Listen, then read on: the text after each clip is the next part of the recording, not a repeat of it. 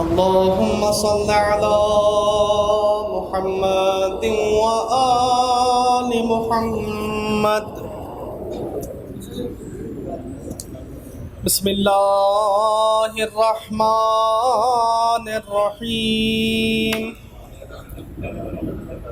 إن الله وملائكته يصلون على النبي يا أيها الذين آمنوا صلوا عليه وسلموا تسليما.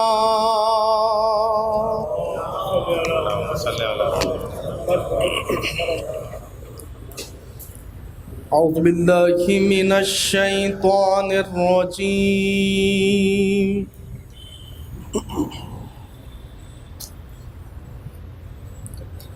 بسم الله الرحمن الرحيم.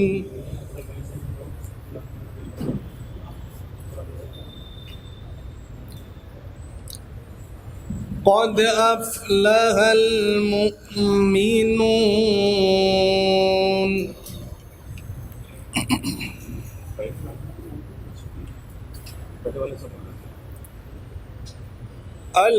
الذين هم في صلاتهم خاشعون.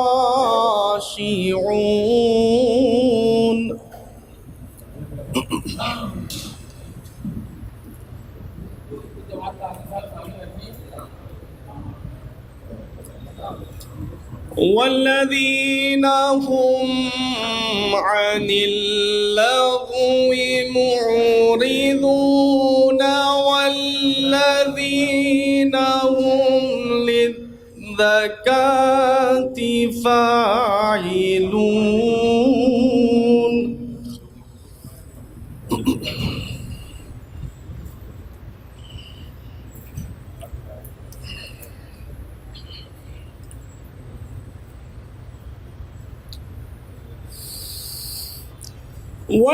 والذين هم للزكاة فاعلون والذين هم لفروجهم حافظون.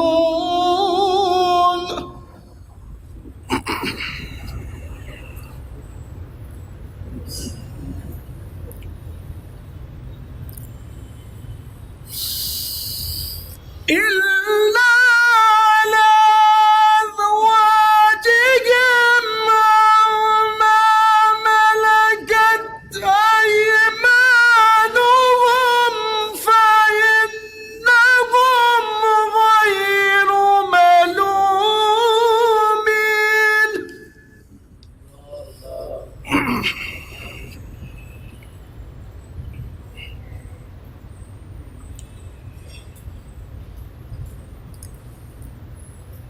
فمن ابتغى وراء ذلك فأولئك هم العادون.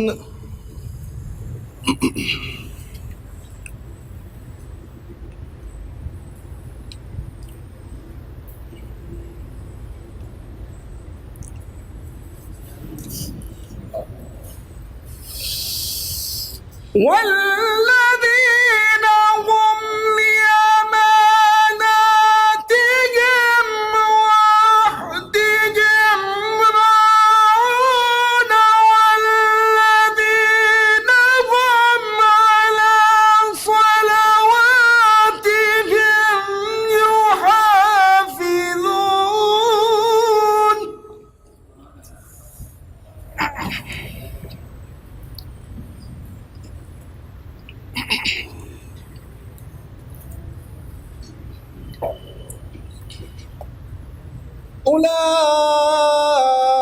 أولئك هم الوارثون.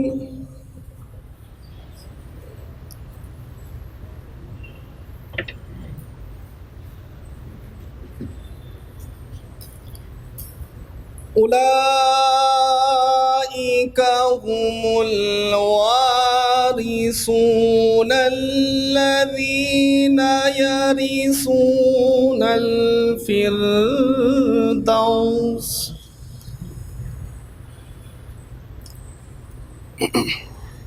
هم فيها خالدون.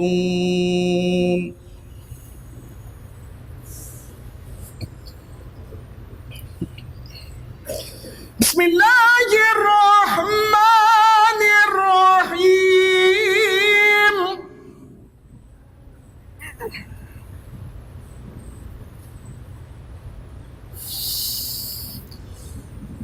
إنا أعطيناك الكوثر.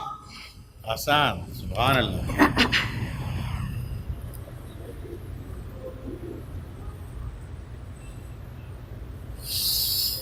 إنا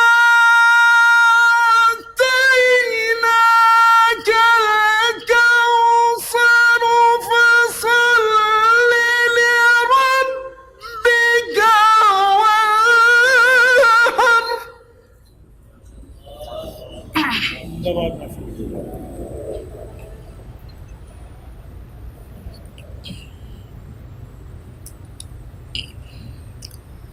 فصل لربك وانحر.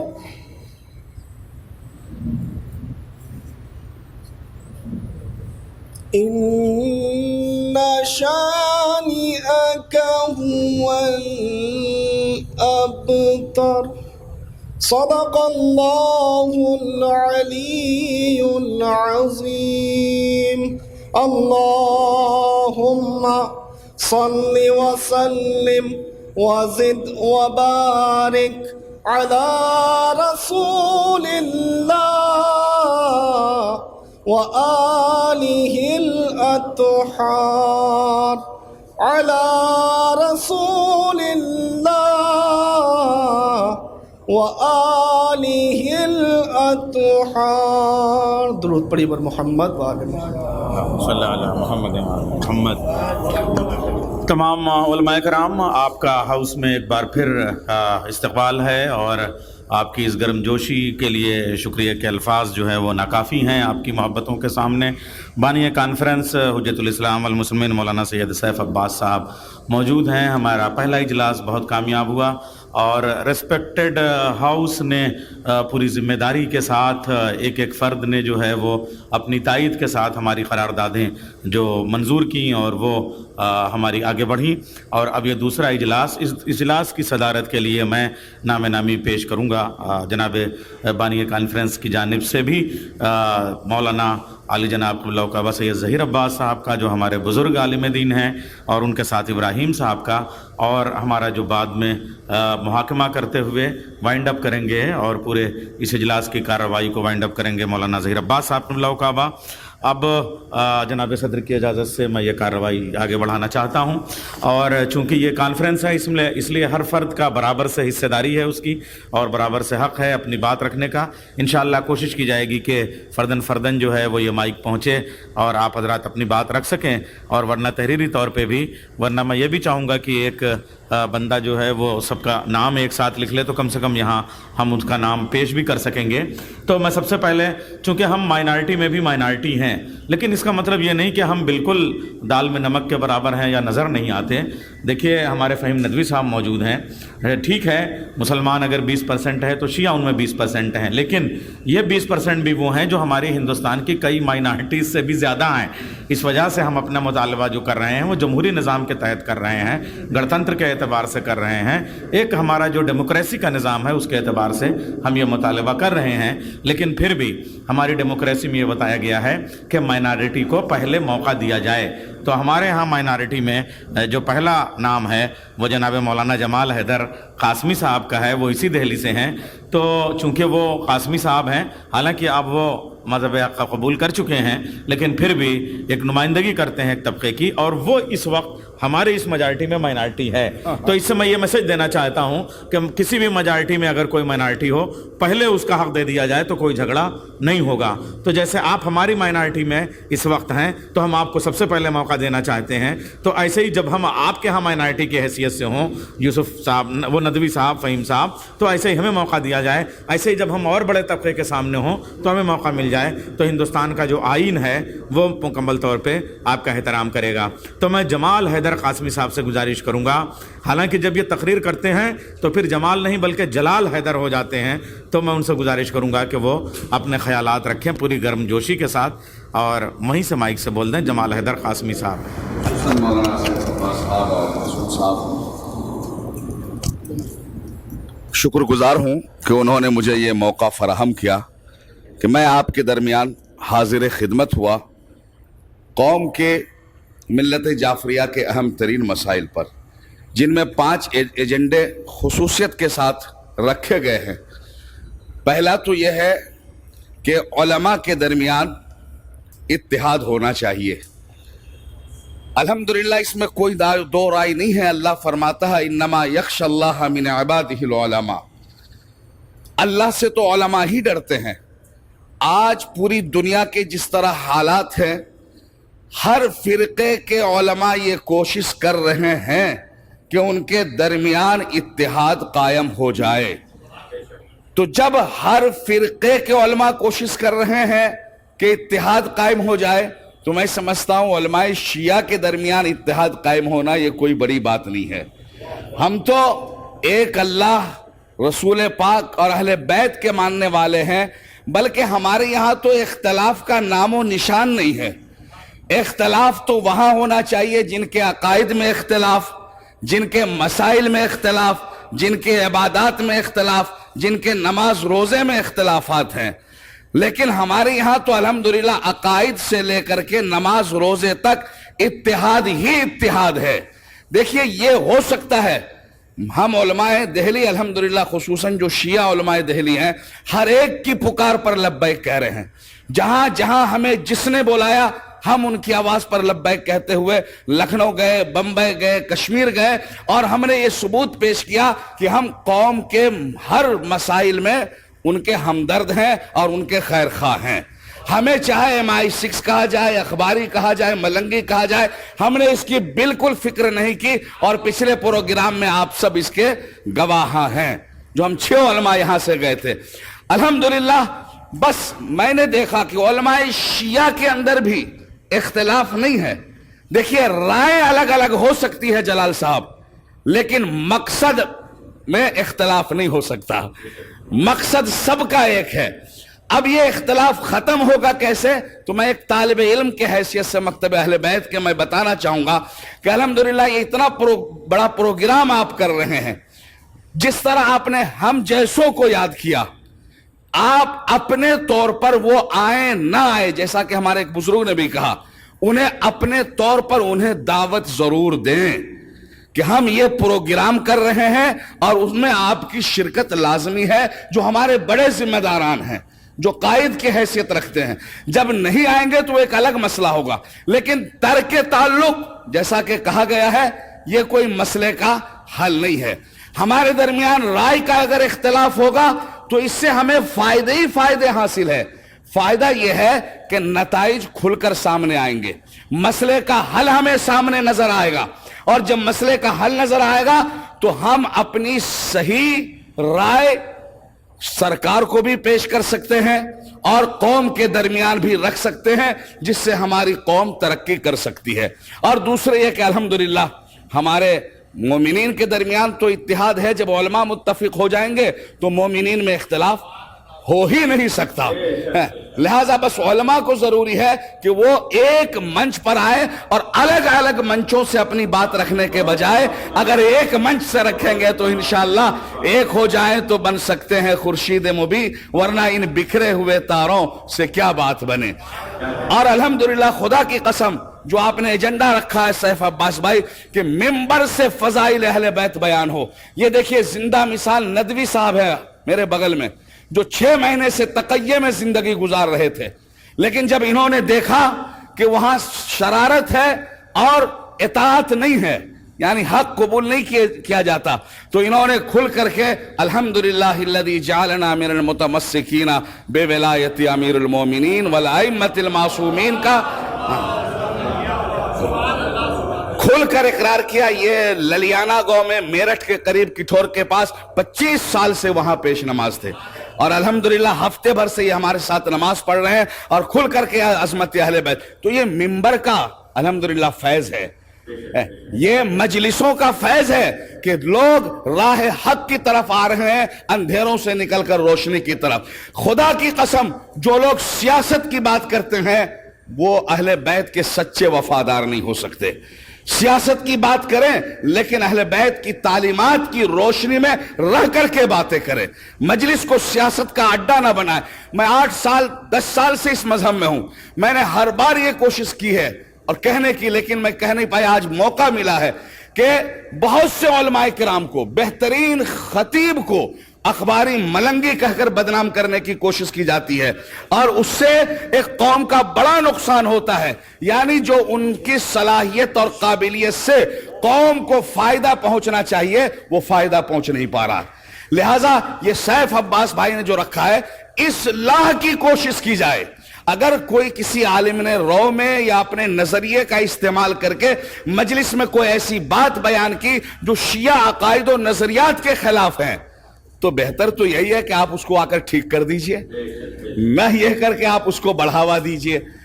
اور تیسری بات جو میں کہوں گا، الحمدللہ ہم شیعہ کم ضرور ہیں مگر کم ہیں، بے دم نہیں ہیں، ہم میں دم موجود ہے۔ ہر جگہ ہم نے اپنی طاقت منوائی ہے، ہر جگہ ہم نے اپنا لوہا منوایا ہے۔ ہمارے علماء کرام جس اعلیٰ ظرفی کا ہر دور میں مظاہرہ کیا ہے، کسی عالم میں یہ طاقت نہیں ہے، خدا پاک کی قسم۔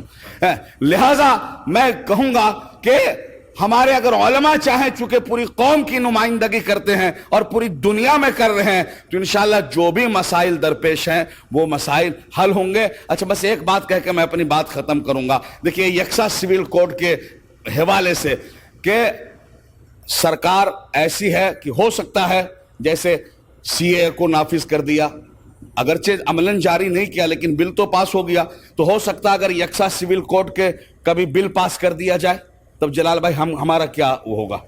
ابھی ہم کیا کریں گے؟ کیا احتجاج کریں گے؟ دوسرے علماء نے تو کہہ دیا، میں نے ان کا بیان سنا ہے کہ ہم احتجاج نہیں کریں گے کیونکہ اس کے پاس طاقت ہے، قوت ہے۔ ارشد مدنی صاحب نے کہہ دیا ہم کوئی احتجاج نہیں کریں گے۔ تو ہمارے علماء کا کیا رائے ہوگا؟ بھائی ہم دیش کے وفادار ہیں، حکومت کے وفادار نہیں ہیں۔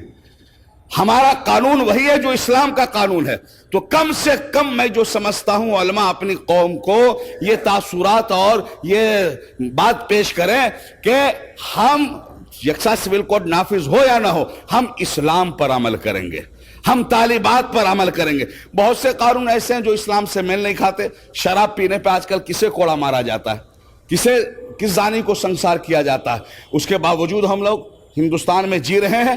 تو اسی طرح اگر ہم نے کوشش کر لی کہ اسلام پر جئیں گے تو لا یضرکم من ضل اذا اہتدیتم، کہ جو لوگ گمراہ ہے وہ تمہیں کوئی نقصان نہیں پہنچا سکتا۔ وآخر دعوانا ان الحمدللہ رب العالمین۔ اور ہمیں گزارش کا لکھنؤ سے تشریف لے آئے مولانا ڈاکٹر علی سلمان رضوی صاحب، ظاہر سی بات ان کا پی ایچ ڈی ہے اور بڑا کام ہے، بڑی کتابیں ہیں ان کی اور بڑے تجربے ہیں۔ میں ان سے گزارش کروں گا مولانا ڈاکٹر علی سلمان رضوی صاحب سے کہ وہ اپنی بات رکھیں۔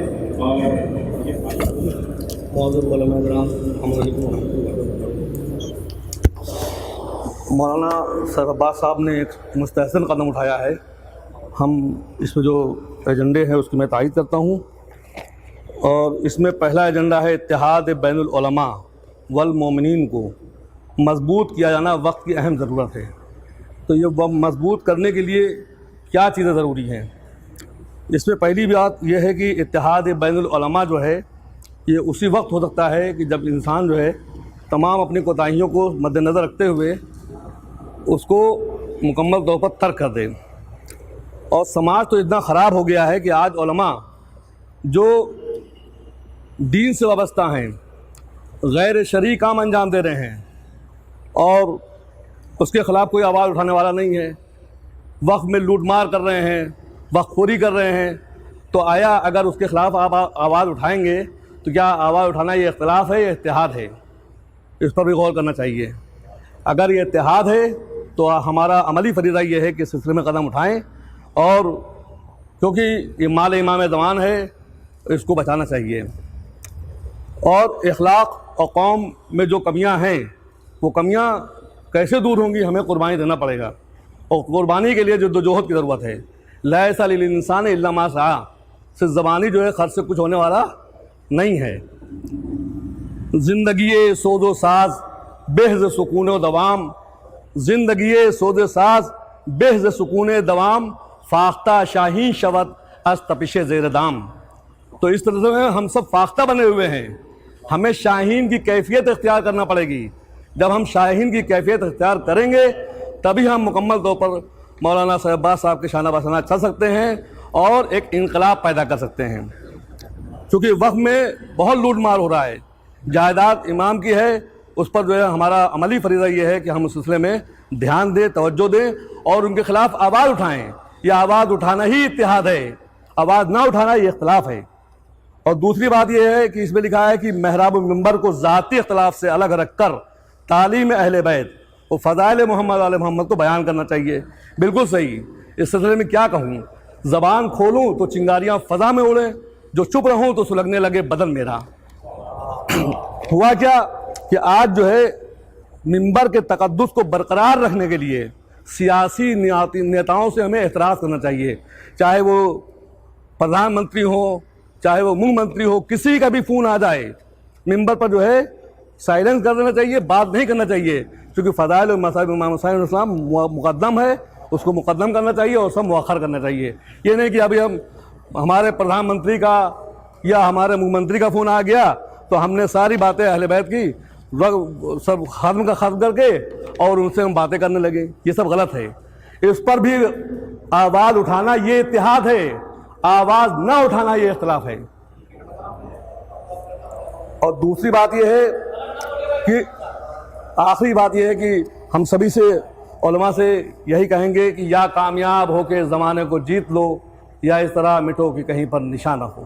وآخر دعوانا الحمدللہ رب العالمین۔ قومی مسائل صرف بیان کریں، اس لیے کہ یہ کانفرنس جو ہے وہ شیعہ علماء کی عالمی جو ہے وہ مسائل کی طرف ہے، قومی مسائل کی طرف ہے، کوئی ذاتی مسئلہ یہاں پہ نہ لایا جائے۔ اب میں گزارش کروں گا حجت الاسلام والمسلمین مولانا مرزا نادر علی صاحب کی خدمت میں کہ وہ اپنے تجربات اور اپنی تجاویز پیش کریں۔ آج کی جو کانفرنس ہے یہ خاص طور سے میں سب سے پہلے شکریہ ادا کروں گا جناب سید سیف عباس نقوی صاحب کا کہ جنہوں نے اتنی کامیاب کانفرنس یہاں منعقد کی۔ دیکھیے جو ہمارے یہاں 5 ایجنڈے انہوں نے رکھے ہیں، اس میں سب سے پہلے جو ہے علماء کا اختلاف۔ حالانکہ علماء میں کوئی اختلاف نہیں ہے، سب جانتے ہیں علماء کرام میں آپسی کوئی اختلاف نہیں ہے۔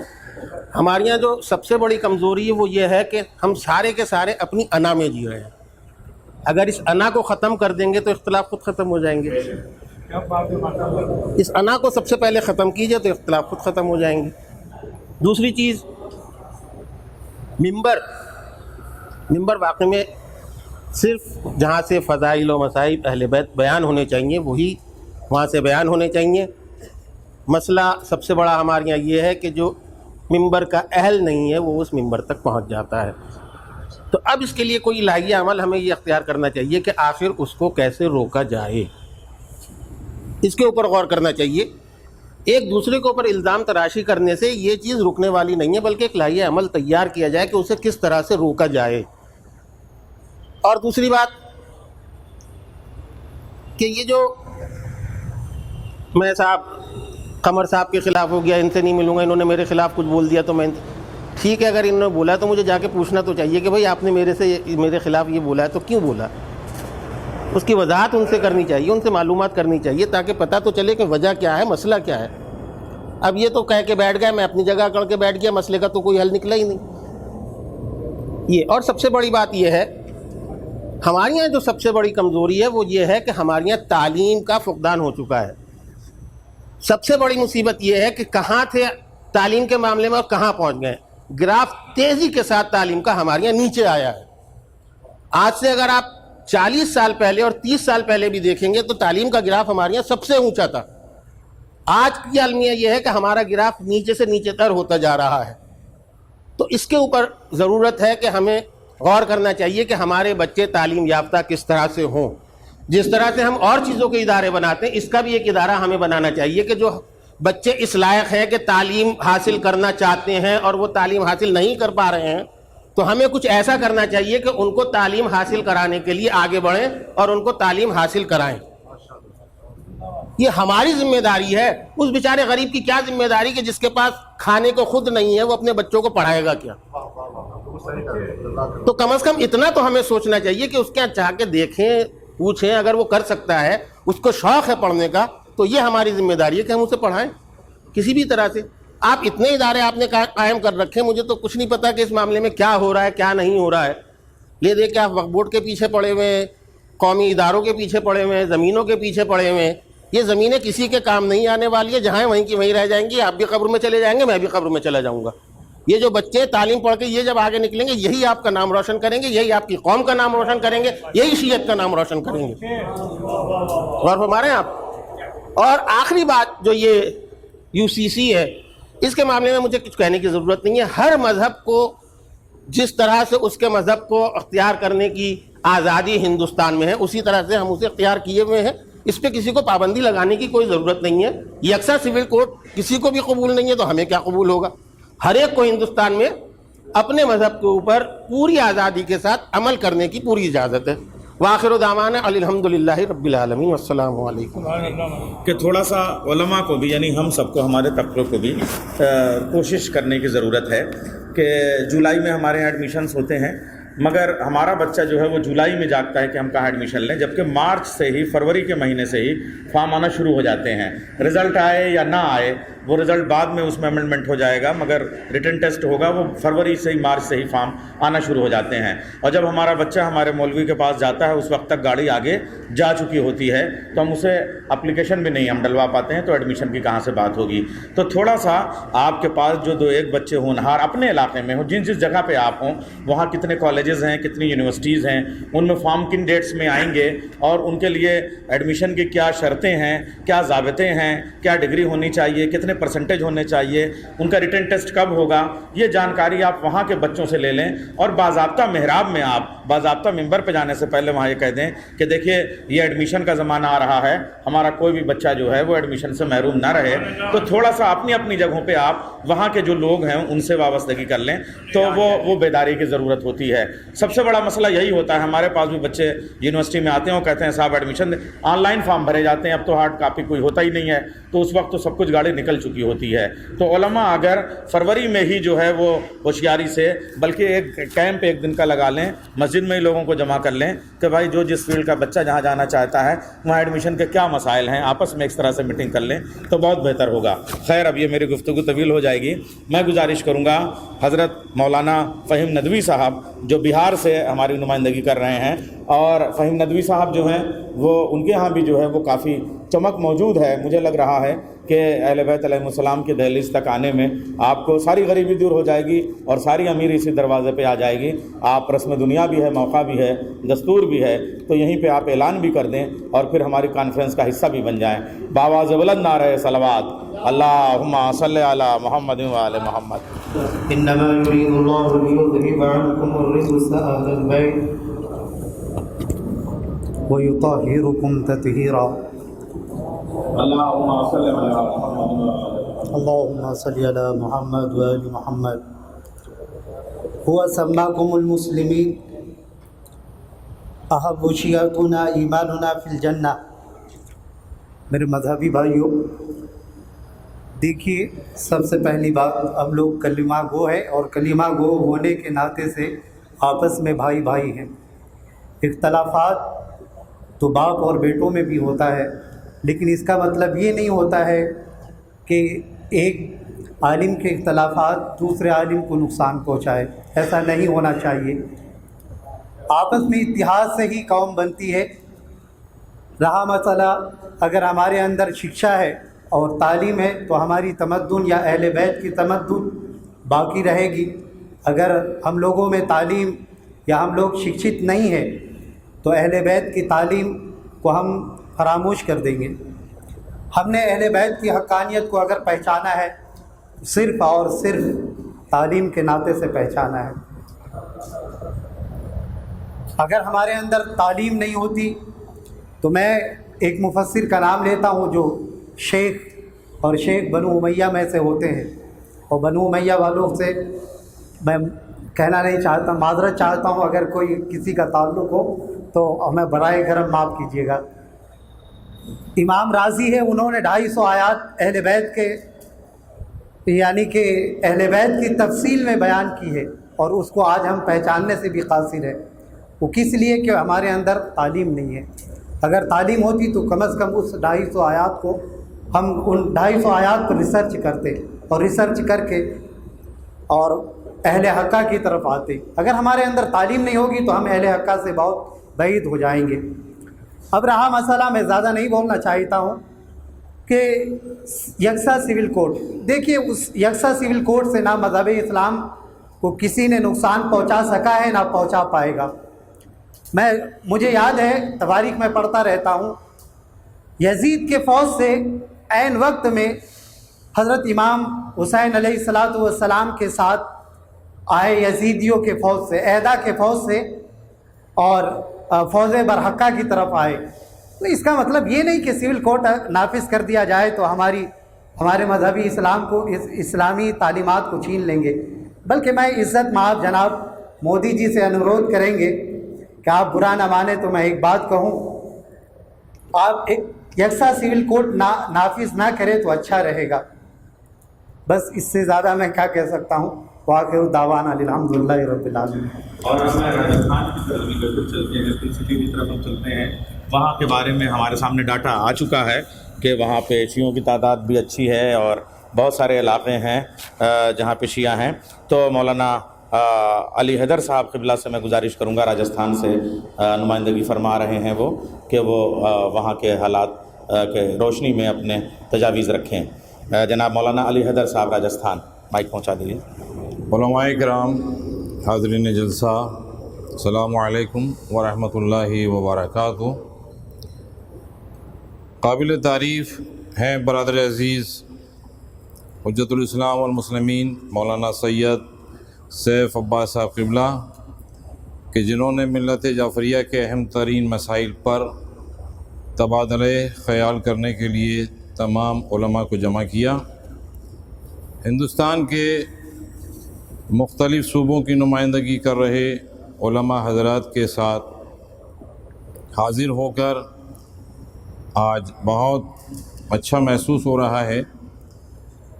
اس میں شک نہیں کہ جب تک بلند پائے کے علماء، ادارے، ٹرسٹ اور اہل خیر حضرات قوم و ملت کے لیے غور و خوض نہیں کریں گے، تب تک قوم و ملت کا بھلا نہیں ہو سکتا۔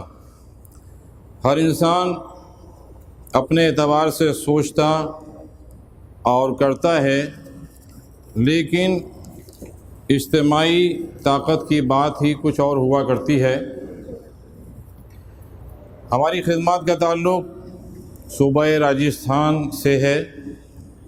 الحمدللہ پورے راجستھان میں علماء کرام اپنے اپنے مقامات پر بہترین خدمات انجام دے رہے ہیں، جن کی تعداد 20 اور 25 کے درمیان ہے۔ آل راجستھان شیعہ علماء کمیٹی کے بینر تلے پورے صوبہ راجستھان میں دینی خدمات کا سلسلہ جاری ہے۔ والد محترم مولانا شیخ محمد حسین صاحب قبلہ اور ہماری خدمات کو سن 2022 میں پورے 50 سال راجستھان میں مکمل ہو چکے ہیں۔ سن 1971 سے راجستھان میں ہمارے خانوادے کی خدمات کا سلسلہ جاری ہوا، اور اس کے بعد موجودہ علماء کرام جو ہمارے ساتھ تشریف لائے ہیں، کسی کو 10 سال، کسی کو 12 سال، کسی کو 15 سال، کسی کو 20 سال سے راجستھان میں تبلیغ دین میں مصروف ہیں۔ اس میں کوئی شک نہیں کہ شیعہ برادری یا شیعہ سماج اقلیت در اقلیت ہے، لیکن پھر بھی ہم لاکھوں نہیں بلکہ کروڑوں کی تعداد میں ہیں۔ سرکار کے ساتھ، حکومت کے ساتھ ہماری بھاگیداری ہونی چاہیے، اقلیت کو بھی اپنا حق ملنا چاہیے۔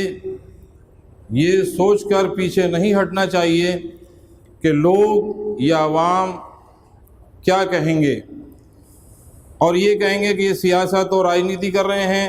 اپنے حق کے لیے لڑنے کو یا اپنی قوم کے حقوق کے لیے لڑنے کو راجنیتی نہیں کہتے ہیں، بلکہ قوم و ملت کی فلاح و بہبودی کے لیے جد و جہد کرنے کو عقل مندی کہتے ہیں۔ ہر صوبے کے علماء کو ساتھ میں لے کر اس کام کو آسانی سے کیا جا سکتا ہے۔ ہم آپ کے سامنے صوبہ راجستھان کا اجمالی خاکہ پیش کرتے ہیں۔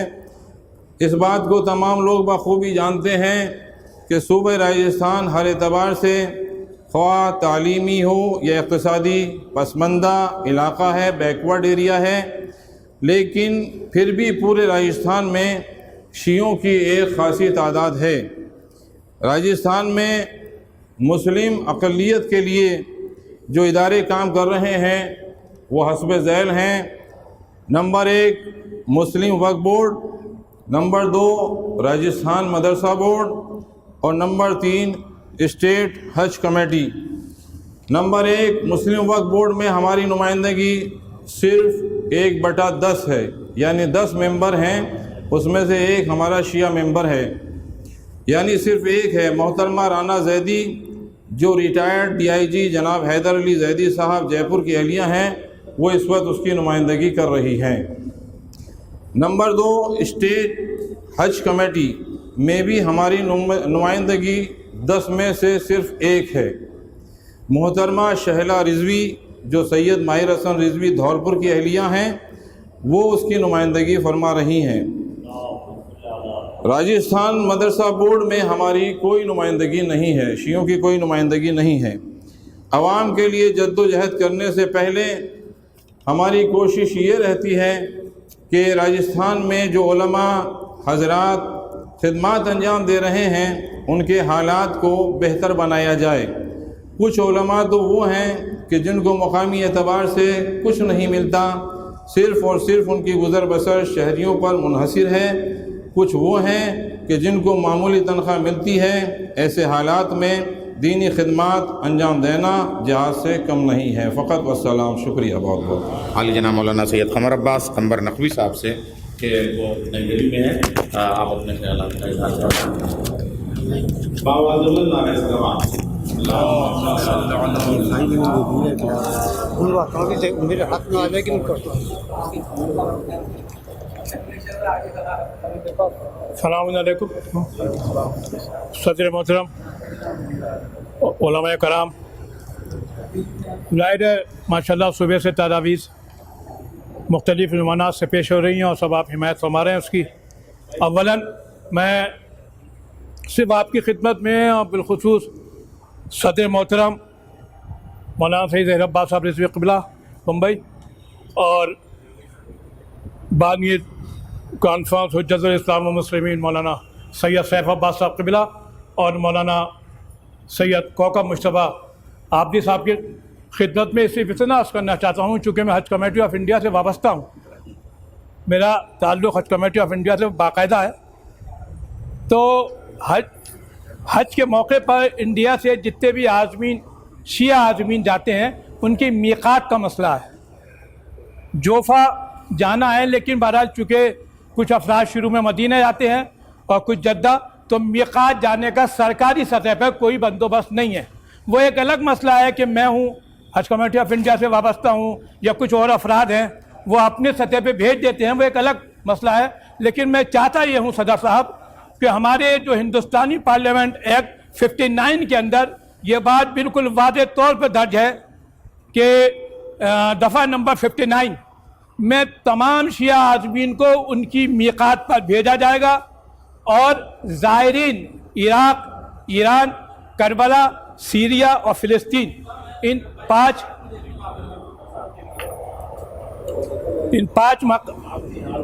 مقامات پر سرکاری سطح پہ زائرین کو بھیجا جائے گا۔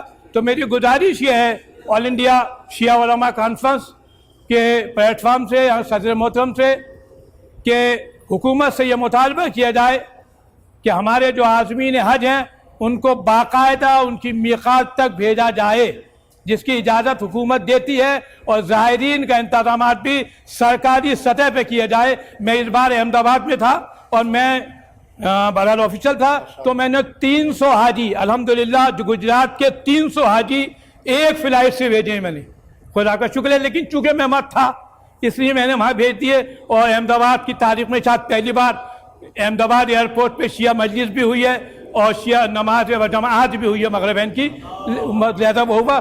تو یہ اگر آپ شیعہ علماء کانفرنس کے پلیٹ فارم سے یہ بات کہی جائے مولانا مصطفیٰ صاحب کے حوالے سے اور مولانا سیف عباس صاحب قبلہ کے حوالے سے اور خضیر عباس صاحب قبلہ کے حوالے سے، تو یہ بات انشاءاللہ آئندہ سال حل ہو سکتی ہے۔ میری گزارش اتنی تھی، والسلام علیکم ورحمۃ اللہ وبرکاتہ۔ مگر شیعہ علماء کانفرنس کی جانب سے علماء کی ایک مختصر سی ڈائریکٹری اگر بن جائے جس میں صرف نام اور پتے ہی خالی آ جائیں، تو جو وہاں کے جو قومی مسائل ہیں، جیسے بار بات آ رہی ہے راجستھان کی کہ 20 علماء کرام ہیں اور وہ آپس میں، تو کم سے کم اس ڈائریکٹری کے ذریعے سے لوگوں کو رابطے کا فون نمبر تو سب سے پہلے چاہیے ہی، تاکہ کہیں کبھی کوئی مسئلہ ہو تو وہاں کے مقامی عالم سے ہی بات کی جا سکے، یا مقامی عالم جو ہے وہ ان مسائل کو حل کر سکے۔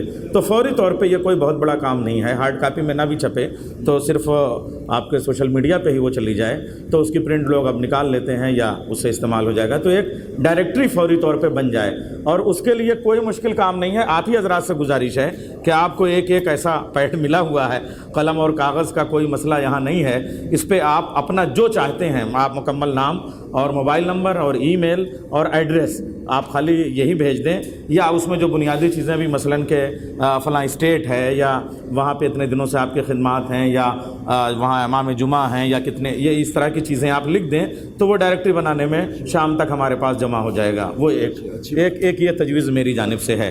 اور اب ظاہر سی بات ہے جو بھی میرے بزرگ ہیں، ایک تو جناب صدر کا تجربہ اتنا ہی ہے، مگر اس سے پہلے علی جناب مولانا غضنفر عباس طوسی صاحب جو ہیں وہ صرف خطابت کے حوالے سے نہیں بلکہ درس نظامی کے حوالے سے، علم دین کے اعتبار سے، عربی ادب کے اعتبار سے جو ان کی سے ہے، جو ان کی بات ہے، اور قوم میں جو ان کی پہنچ ہے، جو ان کا تجربہ ہے، بلکہ ایک بار شیعہ یونیورسٹی کے بنانے کے سلسلے میں جو انہوں نے اقدام کیے تھے، تو جو بھی وہ اس طرح کے ان کے تجربے ہیں، ان سب کی روشنی میں میں چاہوں گا کہ غضنفر بھائی تک جب یہ مائک پہنچے تو 5 منٹ والی شرط جو ہے وہ نہ رہے، بلکہ پھر غضنفر عباس صاحب ہوں اور مائک ہو، اور آپ حضرات کے ساتھ وہ اپنے تجاویز کو شیئر کرتے رہیں۔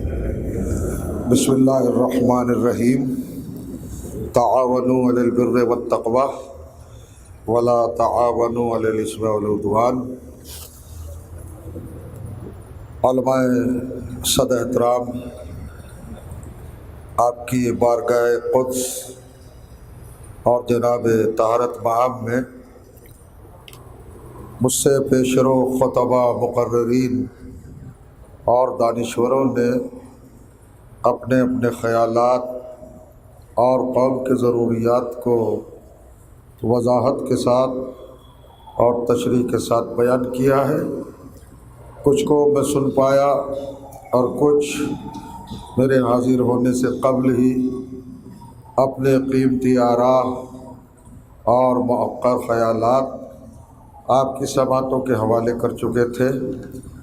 میں چند لمحات کے لیے یہ تو نہیں کہوں گا کہ آپ کی خدمت میں کچھ معلومات یا کچھ ایسے انوکھے خیالات رکھوں کہ جو آپ کی سماعتوں سے مانوس نہ ہو سکے ہوں۔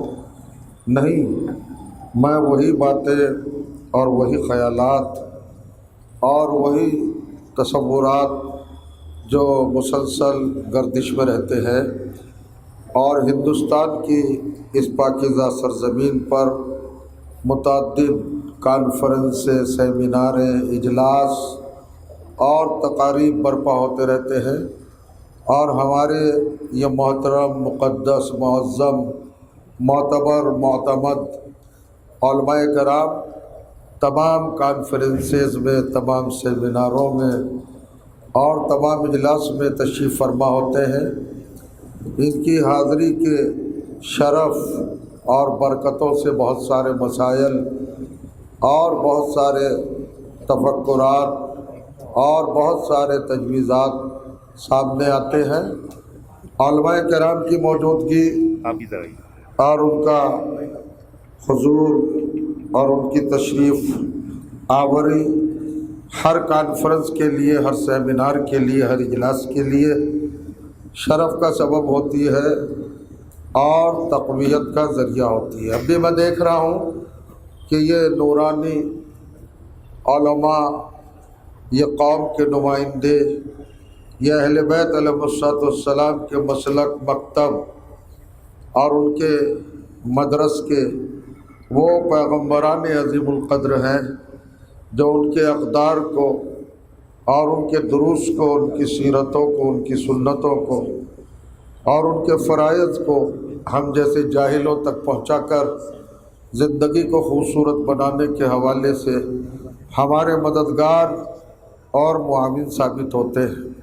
لیکن ایک چھوٹی سی بات کہنا چاہتا ہوں، مسائل جو کل تھے وہی آج بھی ہیں، جو پرسوں تھے وہی آج بھی ہیں۔ مسائل میں کوئی تبدیلی، کوئی چینجنگ، کوئی ترمیم، یہ تو لفظ ہیں، لیکن میں ایک بات کہنا چاہتا ہوں، ہمارے زیادہ تر مسائل میں سے بہت سارے مسائل ایسے ہیں، ہماری بہت ساری ضرورتوں میں سے بہت ساری ضرورتیں ایسی ہیں، ہمارے ڈیمانڈز، ہمارے مطالبے جو کل تھے وہ آج بھی ہیں، ابھی تک ان کو حل ہونے کا رزق میسر نہیں ہو سکا ہے۔ اس حوالے سے آپ کہیں گے، چونکہ میں خطیب بھی ہوں اور مثالوں سے بھی کام چلاتا ہوں، ایک سچائی، ایک صداقت، ایک حقیقت، ایک ریالٹی یہ بھی ہے کہ ہماری بستیوں میں، ہمارے قریوں میں، ہمارے مساکن میں، ہمارے مواطن میں مسجدیں ہیں، امام بارگاہ ہیں، مدارس ہیں، مکاتب ہیں، اور ان سب کے علاوہ جو اہم اور آخری منزل گاہ ہے جس کو ہم قبرستان کہتے ہیں وہ بھی ہے۔ آپ نے دیکھا ہوگا کہ بہت سارے مسائل جو ہم مسجدوں میں، مدرسوں میں، امام بارگاہوں میں، مکتبوں میں حل کرتے ہیں وہ تو اپنی جگہ پر، لیکن جب ہمارے یہاں سے کوئی ہمارا عزیز یا ہمارا کوئی قریب اس دنیا کو چھوڑ کر ہمیشہ کی زندگی کی طرف سفر پا ہوتا ہے اور ہم اس کو 4 کاندھوں پہ سوار کر کے قبرستان میں لا کر اس کی ابدی آرام گاہ کی طرف اس کو بھیجتے ہیں، تو اس وقت بہت سارے لوگ ہوتے ہیں جو مجلس میں بھی نہیں آ پاتے، مسجدوں میں نہیں آ پاتے، مکاتب میں نہیں آ پاتے، مدارس میں نہیں آ پاتے، وہ لوگ بھی قبرستان میں آ جاتے ہیں۔ لیکن آپ نے دیکھا ہوگا کہ قبرستان میں جب آتے ہیں تو نظر کی جاتی ہے، دوڑائی جاتی ہے، ہر 4 جانب دیکھا جاتا ہے، جھاڑ ہے، جھنکاڑ ہے، گھاس کھڑی ہوئی ہے، اور کہیں پر گندگی ہے، کہیں پر غلاظت ہے، تعفن ہے، بدبو ہے، اسمیل ہے، ساری چیزیں ہیں۔ تو اس وقت سب جوڑ کر ایک بات کہتے ہیں، وہ کہتے ہیں یار یہ قبرستان اتنا خراب ہو گیا، اتنا بیکار ہو گیا، اسے تو چمن بنایا جائے گا، اس کی باؤنڈری کی جائے گی، اس میں کوئی خادم رکھا جائے گا، اس میں کوئی ایسا سلسلہ قائم کیا جائے گا جو اس قبرستان کی بقا کا، صفائی کا، طہارت کا، پاکیزگی کا اور اس کے دوام کا ذمہ دار ہو۔ یہ ساری باتیں ہوتی ہیں۔ اب اس میں کبھی گندگی نہیں ہوگی، اب اس میں کبھی جھاڑ جھنکاڑ نہیں ہوں گے، اب اس میں کبھی بھی نجاستیں نہیں آئیں گی، یہ کہہ کے چلے جاتے ہیں۔ اور پھر جب تک دوسرا مردہ نہیں ہوتا اور دوسری میت نہیں ہوتی اور ہم پھر دوبارہ قبرستان میں جاتے، اس درمیان میں کبھی ایک دن بھی نہیں سوچتے قبرستان کے بارے میں۔ دیکھیے گا یہ ہوتا ہے جب دوسرا مرتا ہے پھر جاتے، پھر وہی صورتحال ہوتی ہے، ارے جیسا کل قبرستان تھا ویسا ہی آج بھی ہے۔ تو میں گزارش کرنا چاہتا ہوں یہ کانفرنسیں، سیمیناریں بھی اگر اسی طرح ہو گئی کہ پہلی سیمینار میں آئے تھے یہ ہوگا وہ ہوگا وہ ہوگا، پھر دوسری سیمینار میں آئے پھر وہی کہا یہ ہوگا وہ ہوگا، پھر تیسری سیمینار میں آئے، کانفرنس میں آئے، اجلاس میں آئے، پھر وہی کہا یہ ہوگا وہ ہوگا۔ تو میں علماء سے ایک بات تو کہنا چاہتا ہوں، ذمہ داروں سے، کہ خدا کے لیے ان سیمیناروں کو، ان اجلاس کو، ان کانفرنسوں کو قبرستان بننے سے بچائیے۔ اس میں جو کچھ فیصلہ لیں، دوسری کانفرنس ہونے سے پہلے اس کو عملی جامہ پہن لینا چاہیے۔ اور کر رہے ہیں آپ، جتنے اس کے اندر تجاویز رکھے جائیں، جتنے گزارشات رکھے جائیں، کوشش یہ کی جائے اور جد و جہد یہ کی جائے، صحیح مسلسل یہ کی جائے کہ دوسری کانفرنس ضرورتوں کے مطابق نہ ہو بلکہ شکرانے کے طور پر ہو، کہ پہلی کانفرنس میں ہمارے جو تجاویز تھے صاحب آپ کو مبارک، وہ مکمل ہو گئے ہیں، وہ کامیاب ہو گئے ہیں۔ ایک بات، دوسری بات کہی، اس کا پہلا ایجنڈے کا پہلا پوائنٹ یہی ہے نا، علماء اور مومنین میں اتحاد۔ غور کریے گا، یہ تو بڑی اچھی بات ہے، مگر اس میں ایک منطقی پہلو یہ بھی ہے کہ مفکر لوگ، مدبر لوگ اور صاحبان علم لوگ اس جملے کو سن کر تھوڑا سا گہرائی میں اتریں گے کہ کیا جو متحد نہ ہوں انہیں بھی علماء کہا جاتا ہے، یا جو متحد نہ ہوں انہیں بھی مومنین کہا جائے گا؟ ارے بھائی، ایمان جہاں ہوگا وہاں اختلاف ہو ہی نہیں سکتا، اور علم جہاں ہوگا وہاں بھی اختلاف نہیں ہو سکتا، اتحاد ہی ہوگا۔ یہ سیف صاحب نے پہلی بات کی، مگر میں سوچا کرتا تھا، ابھی میں نے دیکھا واٹس ایپ پر ٹرول ہونے لگی یہ کانفرنس، یہ سیمینار ابھی سے ہونے لگی، اور اس کے اوپر نئی نئی باتیں۔ دوسری شق اس کے اندر ایک اور ہے، وہ یہ ہے کہ محراب و ممبر کو ذاتی اختلافات سے الگ رکھ کر تعلیم اہل بیت و فضائل مصائب محمد آل محمد بیان ہونا چاہیے۔ یہ ہوتا آیا ہے، مگر ایسے بیان کرنے والوں کو لوگوں نے اپنے اپنے خیالات کا اور اپنے اپنے پروپیگنڈوں کا اور اپنی اپنی سازی کو شکار بنانا چاہا ہے۔ تیسرا پوائنٹ اس میں کیا ہے مولانا، کہ اگر کوئی شیعہ عقائد تشیع کو مسخ کرتا ہے، یعنی اخباری، آج کی میٹنگ میں میرے دو مطالبے ہیں، علماء کرام ایک تو یہ ثابت کر کے جائے آج کہ اخباری کون ہے۔ آج کی اس میٹنگ، اس کا سیمینار کا، کانفرنس کا سب سے پہلا مسئلہ یہ ہونا چاہیے کہ تعین کیا جائے، تشخص کیا جائے کہ اخباری کون ہے، چونکہ ہر ایک کسی کو اخباری کہہ دیا جاتا ہے۔ اخباری کون ہے؟ کسے اخباری کہتے ہیں جس اخباری سے اسلام کو، دین کو، شریعت کو، فقہ کو، ملت جعفریہ کو، عقائد کو، مسلمات کو خطرہ ہے، وہ اخباری کون ہے؟ یہ آج طے کر کے جائیں آپ کہ اخباری کون ہے، تاکہ ہم اخباری سے بچ سکیں۔ ہمیں پتہ ہی نہیں اخباری کون ہے، حالانکہ ہمیں بھی کہہ دیا جاتا ہے اخباری کون ہے۔ پہلی بات تو یہ کہ اخباری کی ڈیفینیشن، اخباری کی اصطلاح کیا ہے، ٹیکنیکل ٹرم کیا ہے عالم اسلام میں، علم کلام میں، یا آپ تفقہ کے میدان میں آ جائیں، فقہ کے میدان میں آ جائیں، اخباری کس کو کہا جاتا ہے؟ اخباری کون ہے؟ کیا ان چھچوروں کو اخباری کہا جائے گا؟ کیا ان بدبختوں کو اخباری کہا جائے گا؟ جو آئین کا علم بھی نہیں جانتے وہ اخباری ہو سکتے ہیں؟ پہلے تو بتائیے کہ اخباری کون ہے اور ملنگ کون ہے، تاکہ ہمارا معاشرہ سمجھ سکے۔ جب تک تعین نہیں ہوگا اخباریت کا، ارے بھائی اس وقت تک بچا کیسے جائے گا؟ تو علماء کی ذمہ داری ہے، علماء کرام کا یہ ہمارے اوپر تفضل اور فضل و کرم ہونا چاہیے کہ ایک ایسی علامت بتائے کہ اخباری یہ ہے، اس کو اخباری کہتے ہیں، ہے نا؟ کیا یہ مطالبہ غلط ہے؟ علماء کرام کی خاموشی مجھے تھوڑا سا شک میں ڈال رہی ہے، کیا یہ میرا مطالبہ غلط ہے؟ کم سے کم میرے دو سوال ہیں علماء سے، میں جھولی پھیلا کر مانگنا چاہتا ہوں۔ ایک تو یہ آج حل کر کے جائیں کہ اخباری کون ہے، اور دوسری یہ کہ ابھی آپ نے کہا کہ ہمیں 2% ریزرویشن چاہیے ہر جگہ، 20% یا 2% کتنا کہا تھا؟ 20% ہے نا، مسلمانوں میں سے ہم کو 20% ریزرویشن چاہیے ہر جگہ پر، مائنورٹی میں، اقلیت میں ہم کو چاہیے۔ دیکھیے، ہم وہ قوم ہیں جو مانگنے والے نہیں ہیں، ہم وہ قوم ہیں جو ہمیشہ دیتے ہوئے آئے ہیں، لیکن ملے گا کہ نہیں ملے گا تو بات کی بات ہے۔ مطالبہ کرنا، حق مانگنا، حق کا ادعا کرنا، یہ سیرت اہل بیت ہے، آپ بھی کر رہے ہیں، بڑا فرمائیے آپ۔ لیکن میں भाई हुकूमत तक तो बड़े लोग जाएं, गवर्नमेंट तक बड़े लोग जाएं। यूसीसी पे भी बात हुई है, सिविल कोड पर, यकसा सिविल कोड पर भी बात हुई है। ये सारी बातें सियासी हैं और ये ज़रूरत है वक्त की, इन पर बोलना चाहिए। दूसरे लोग भी बोल रहे हैं, हमें भी बोलना चाहिए।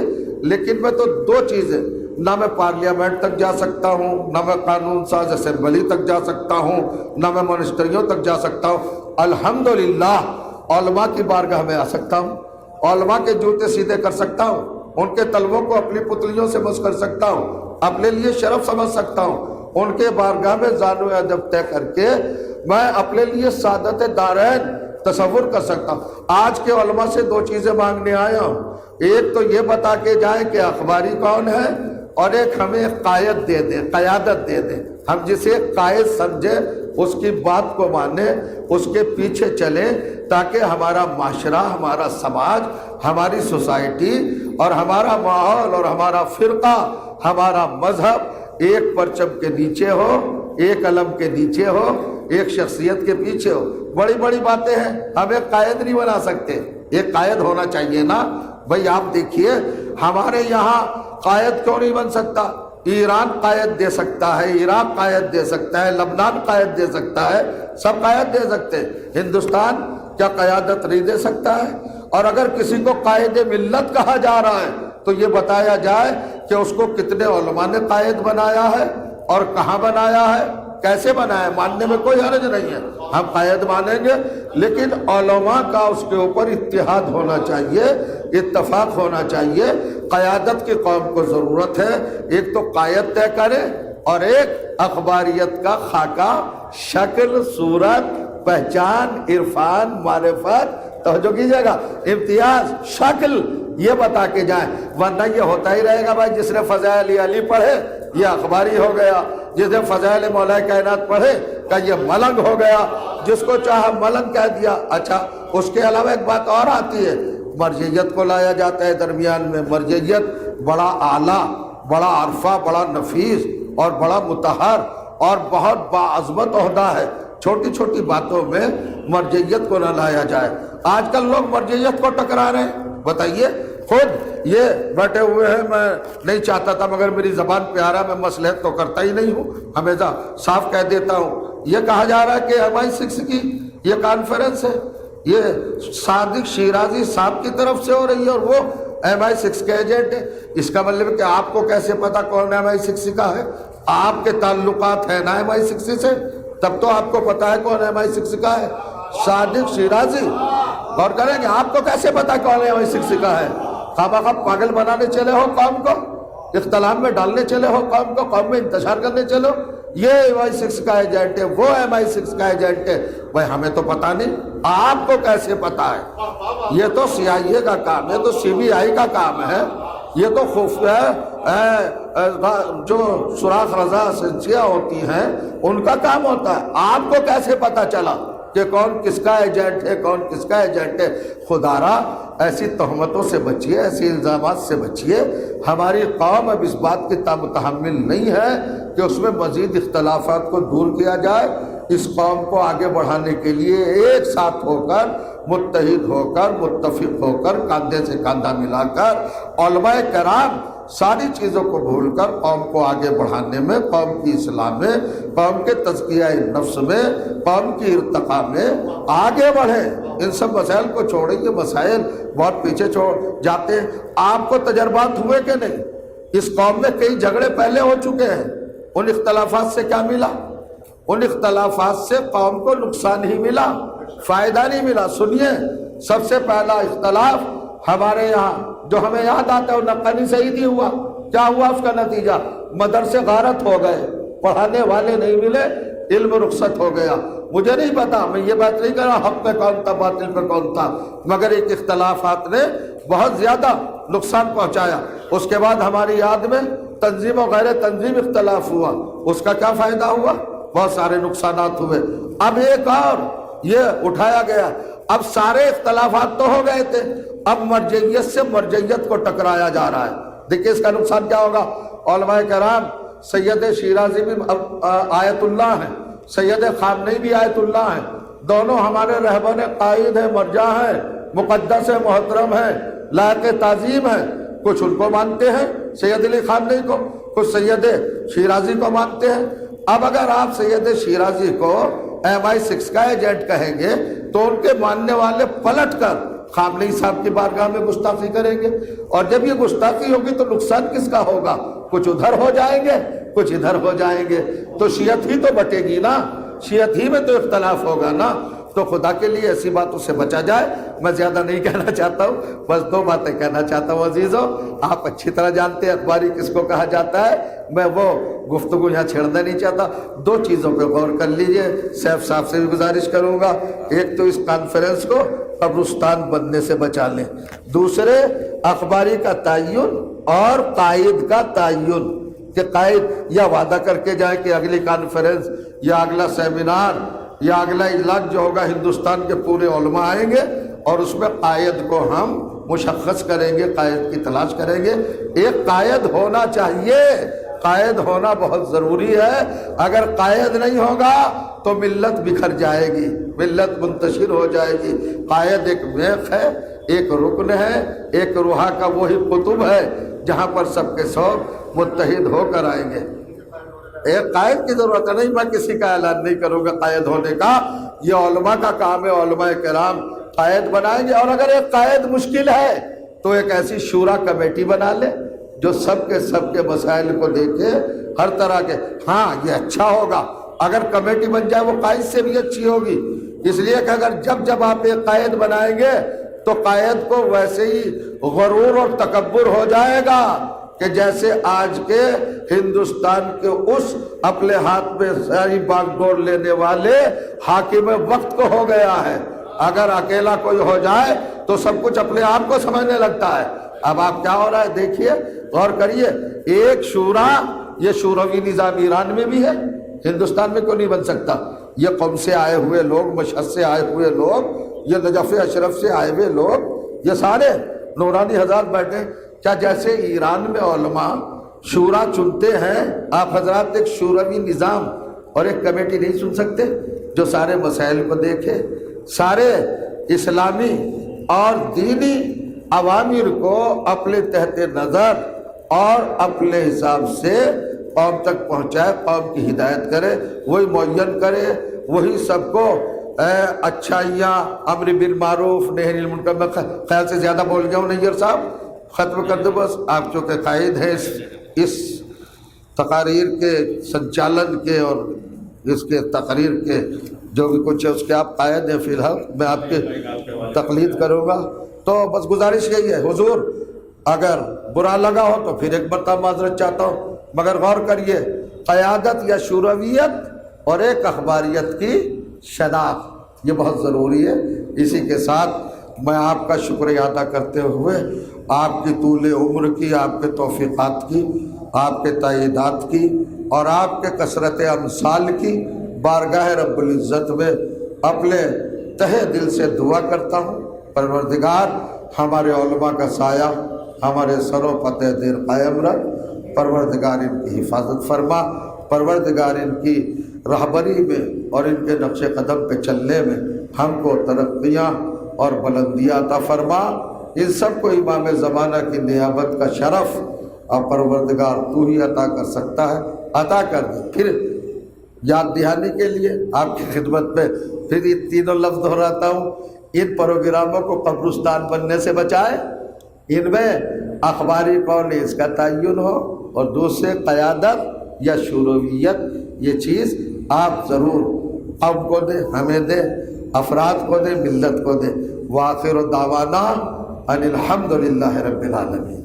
तो मुझे लग रहा है गज़नफ़र साहब क़यादत का भी तशख़्ख़ुस फरमा गए, अखबारियत का भी तशख़्ख़ुस फरमा गए। सबकी समझ में आ गया अखबारियत किसे कहते हैं, सबकी समझ में आ गया कि क़यादत किसे कहते हैं। और अगर आप क़यादत भी बता ले गए और अखबारियत भी बता ले गए, इसी को कहते हैं कि पूछने के अंदाज में बताना, और यही लखनऊ में होता है। और हर बुज़ुर्ग इसी तरीके से चश्मो अबरू से अपने कुनबे को चलाता है। तो अगर आप ये बता ले गए तो ये कॉन्फ्रेंस है, ये कब्रिस्तान नहीं है जहाँ इशारों में समझा जा جا سکے اسے زندوں کی قبرستان زندوں کا کی کانفرنس کہیں گے، اسے قبرستان نہیں کہیں گے۔ تو بہت اچھا طریقہ یہ ہے، مجھے لگ رہا ہے سب کو اسی طریقے سے اپنے اپنے علاقے میں جا کے سمجھانا ہوگا۔ میں جناب سید ذوالفقار احمد چھمن صاحب جو رات ابھی کربلا معلیٰ سے آئے ہیں ان کا بھی خیر مقدم کروں گا، استقبال کروں گا، اور گزارش کروں گا اس وقت جناب ظفر جارچوی اور جناب ظفر الحسن صاحب۔ ظفر الحسن صاحب میرے وطن کے میرے بزرگ ہیں، کرم فرما ہیں، مولانا ظفر الحسن صاحب جلال پوری جو جے پور راجستھان کی نمائندگی کریں گے۔ میں عالی جناب مولانا ظفر الحسن صاحب سے گزارش ہے کہ اپنے خیالات کا اظہار کریں۔ حضرات السلام علیکم، بسم اللہ الرحمن الرحیم، الحمد للہ رب العالمین، الصلاۃ والسلام علی سید الانبیاء والمرسلین واہل بیتہ الطیبین الطاہرین المعصومین۔ ماشاءاللہ بہت اچھا ایجنڈا ہے اور بہت اچھا پروگرام ہے اور بہت خوشی حاصل ہو رہی ہے۔ آل انڈیا شیعہ علماء کانفرنس، اور اس علماء کانفرنس میں جی ایجنڈا جو ہے اس میں تعلیم کا ایک سلسلہ اس میں ہونا چاہیے تھا۔ اور شیعہ علماء کانفرنس میں دیکھیے علم اور تعلیم، چونکہ میرے ہم وطن نیر بھائی ہر برس مجھے فخر ہے کہ جلال پور سے انجینئر اور ڈاکٹر 1 درجن ہوتے ہیں۔ چھوٹی سی بستی، پسماندہ لوگ، صنعت و حرفت کے لوگ، تو یہی اگر چراغ اور یہی روشنی ہر شہر، ہر گاؤں اور ہر قصبے میں روشن ہو تو میں سمجھتا ہوں کہ علم غربت کے اندھیروں کو دور کر سکتا ہے۔ دوسری بات، یہ ملک ہندوستان، بھارت، جہاں سینکڑوں اور ہزاروں دھرم کے لوگ ہیں، پنتھ کے لوگ ہیں، سبھیتائیں ہیں، ان کی سنسکرتی ہے، اس میں اگر تھوڑا سا اتحاد بین العلماء والمومنین کے آگے بین الادیان کر دیا جائے، یعنی رسم الراہ کے طور پر، تو میں سمجھتا ہوں کہ کچھ زیادہ اچھی فصل آ سکتی ہے۔ اور تیسری بات جو آخری ہے وہ یہ کہ اس ملک کی بنیاد میں، اس ملک کی فاؤنڈیشن میں، یہ ملک جو کرانتی کاریوں سے آزاد ہوا، انقلابی لوگوں نے حصہ لیا اس میں، ہمیں آپ کو خبر ہی نہیں ہے کہ ہمارے مسلک اور ہمارے مذہب اور ہمارے شیعہ حضرات کتنے لوگ تھے۔ میں کئی برس سے آپ کی خدمت میں عرض کروں، تقریباً 3000 افراد ہیں کہ جنہوں نے اپنی جان دی ہے اس ملک کی آزادی کے لیے، اور یہاں بیٹھے ہوئے نوگاواں کے لوگ گواہ ہیں، وہاں سے 18 لوگ، ہمارے کوکب بھائی بیٹھے ہوئے ہیں شاید، ہاں 18 لوگ ہیں جو سادات ہیں اور جنہوں نے اپنی جان کی قربانی دی۔ شکو آباد، آگرہ، بمبئی، کشمیر، لکھنؤ، بنگال، بہار، تقریباً 3000۔ ابھی بات ہو رہی تھی یونیورسٹی کی، مختار عباس نقوی صاحب جب منسٹر تھے تو میں نے ان کی خدمت میں عرض کیا، ایک پہلے صحافی ہیں جن کا نام ہے مولوی محمد باقر دہلوی، آپ سب جانتے ہوں گے، ان کا گھر بھی یہی ہے کشمیری گیٹ پر، اور اس گیٹ پر آج بھی لکھا ہوا ہے آزاد منزل۔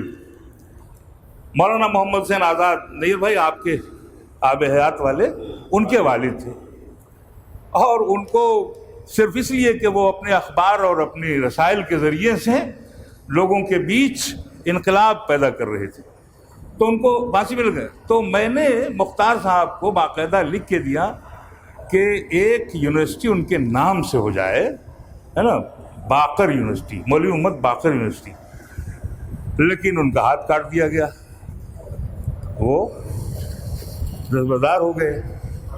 تو اپنا میرا یہاں بات جو کہنے کا مقصد ہے کہ ہمیں اپنا اتہاس، اپنی تاریخ، اپنی ہسٹری، اس ملک میں کیا ہے اور کہاں تک اور کتنی ہے، اس پر بھی توجہ دینے کی ضرورت ہے، تاکہ اس ملک کی حصہ داری میں، جیسے بعض لوگوں نے کہا کہ 20% 10% نہیں، اس میں ونڈو الگ ہمیں دیجیے، ہمیں پوٹلی میں مت باندھیے۔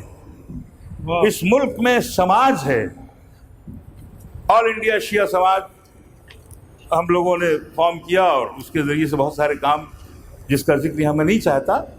الگ ونڈو ہمیں چاہیے، گٹری میں ہم کو نہیں باندھیے، پوٹلی میں مت باندھیے، ہم کو الگ ونڈو دیے، اس کا مطالبہ کیجیے۔ اگر الگ ونڈو مل جاتی ہے تو آپ کے سارے مسائل حل ہو سکتے ہیں صرف ایک لفظ کے ذریعے۔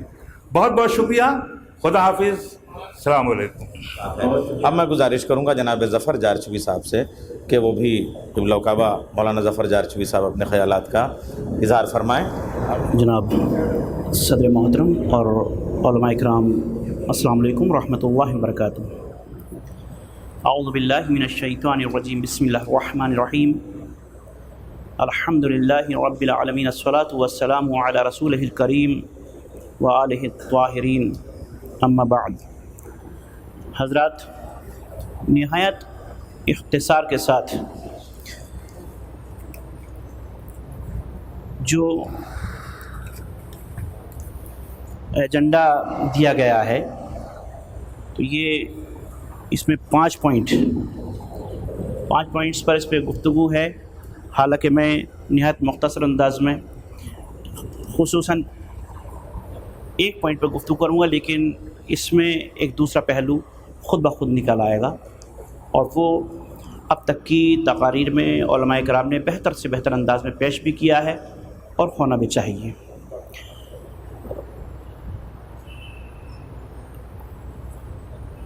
جو ہم نے پہلی نشست میں اور اب کی نشست میں دیکھا ہے تو کچھ مختلف بیان اور سب کا اپنا الگ انداز۔ ایک بات سامنے یہ بھی آئی کہ گورنمنٹ جو یونیفارم سول کوڈ کا مسئلہ ہے اس کو نافذ نہیں کر پائے گی، یہ بھی سامنے بات آئی پہلی نشست میں۔ میں ٹھیک ہے متفق کسی حد تک ہو جاؤں کہ چلیے ایسا ہوگا نا، اگر ایسا ہو گیا بہت اچھی بات ہے، اور بالاتفاق اگر نہیں ہوا پھر کیا کریں گے؟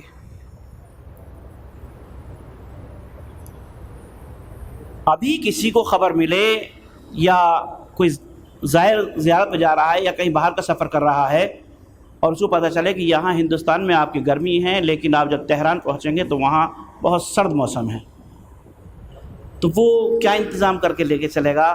وہ اس گرمی کے موسم میں سردی کے کپڑے رکھ کر چلے گا۔ حفظ ما تقدم کے تحت وہ اپنا انتظام کر کے چلے گا۔ اب سوال یہ ہے کہ اگر چلیے نہیں کیا، میں تسلیم کرتا ہوں گورنمنٹ نے اور نافذ نہیں کیا، لیکن اگر کر دیا تو اس وقت کیا ہوگا؟ آپ کیسے لڑیں گے اس سے؟ تو اس کے لیے ضروری ہے کہ ہمیں اپنے گھروں کے ماحول کو، اپنے گھر کے ماحول کو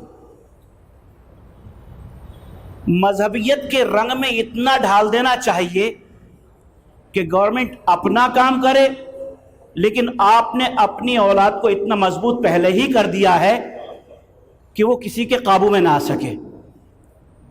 اس کے لیے ضروری ہے ہر ترقی کے لیے ایجوکیشن، علم۔ محرم قریب ہے، گزارش ہے آپ حضرات ممبر تک رسائی ہوگی سبھی کی، ابتدا میں زیادہ نہیں، ابتدائے کلام میں، ابتدائے تقاریر میں اپنی 5 منٹ ایجوکیشن پہ بولیں کم سے کم، قوم کو ہی دیا جائے۔ مگر یہ علم، ایجوکیشن بے شک اس سے ترقی ہے، اور یہ ترقی کی ایک تیز رفتار گاڑی کا نام علم ہے، لیکن یہی علم جب اس گاڑی میں سوار ہوتا ہے انسان، تو ہم نے ایسا بھی دیکھا ہے کہ 16 دسمبر تھی، 2012 یہی دہلی تھی, نربھیا کانڈ ہو گیا. وہ اسی ایجوکیشن کی, علم کی تیز رفتار گاڑی پر سوار تھے, تو آخر یہ ایسا کیوں ہوا؟ اسٹوڈنٹس تھے نا, اس کا بھی ایک سبب ہے. چونکہ وہ علم کی تیز رفتار گاڑی پر تو سوار ہو گئے تھے, مگر مذہب کے بریک لگانا بھول گئے تھے. تو ایجوکیشن تو ہو, لیکن اپنے بچوں کو مذہبی اعتبار سے اپنے گھر کے ماحول کو اتنا مضبوط کر دیجئے کہ دنیا کا ایجوکیشن, دنیا کے دوسرے رفتار, دنیا کا رنگ ان پر چڑھنے نہ پائے. بس میری گزارش یہی ہے کہ ایجوکیشن بہت ضروری ہے, بہت ضروری ہے تعلیم, خواتین کے لیے بھی, مردوں کے لیے بھی, مگر ساتھ ساتھ یہ ہے کہ مذہب کی بنیاد مضبوط ہونی چاہیے. وآخر دعوانا ان الحمدللہ رب العالمین.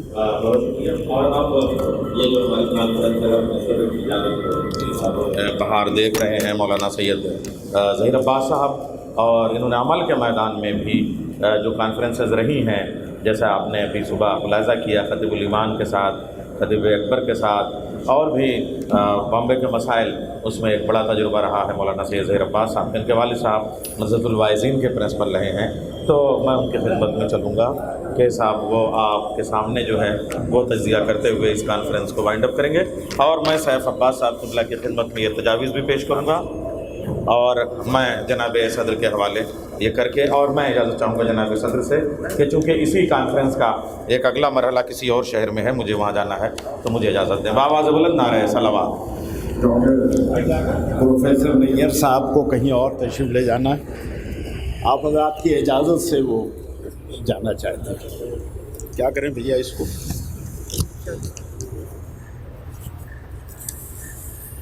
حضرات علماء کرام,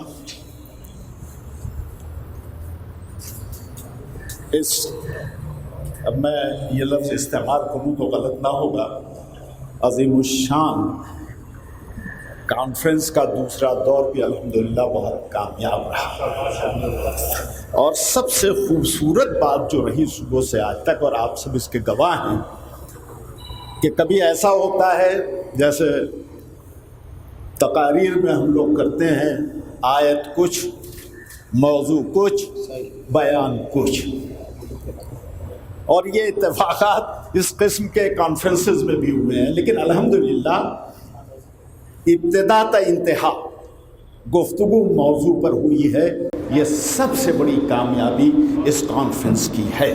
دیکھیں, نتائج یہ تو بات کی چیز ہے, لیکن صحیح ہونی چاہیے, کوشش ہونی چاہیے, ایک کمٹمنٹ کاز سے ہونا چاہیے, اور وہ چیز یہاں دیکھی گئی. الحمدللہ مقررین جتنے بھی تھے, جنہوں نے بھی اپنی تجاویز پیش کی ہے, بہت یہی حالات زمانے کے لحاظ سے اہم تجاویز تھی جسے پیش کیا گیا ہے, اور اس سلسلے میں آپ تمام حضرات مبارکباد کے مستحق ہیں. اور یہ میں اس لیے نہیں کہ آپ کے چہروں کو دیکھ کے کہہ رہا ہوں, اپنے تجربات کی بنا پر اس بات کو کہہ رہا ہوں کہ الحمدللہ موضوع پر گفتگو ہوئی ہے, کارآمد گفتگو ہوئی ہے, اور انشاءاللہ نتیجہ خیز بھی یہ گفتگو ہوگی. یہ پورا مجھے اس بات کا یقین ہے, اور مولانا سیف عباس صاحب قبلہ مبارکباد کے مستحق ہیں. یہ کام جو انہوں نے کیا ہے یہ یقیناً قابل تحسین کا ہے. قوم کا درد, قوم کے مسائل کو حل کرنے کے لیے اکٹھا ہو جانا, یہ خود اپنے آپ میں ایک تاریخ ہے.